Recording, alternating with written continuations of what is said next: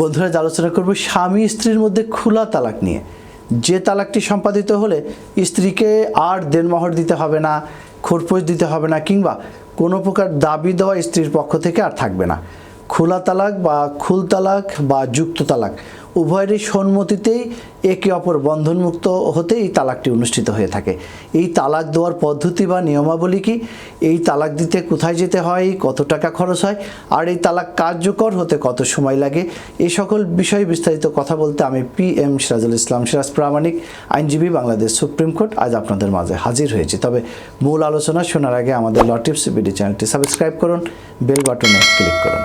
খোলা তালাকের আইনটি হচ্ছে যে স্ত্রী যদি বিবাহের সময় কাবিননামায় তার স্বামীকে তালাকের ক্ষমতা দেওয়া না থাকে এবং স্ত্রীর পক্ষে স্বামীর সাথে সংসার করা একেবারে অসম্ভব হয়ে পড়ে, তাহলে স্ত্রীর পক্ষে সহজেই স্বামীকে তালাক দিতে হলে স্বামীকে রাজি করিয়ে স্ত্রী খোলা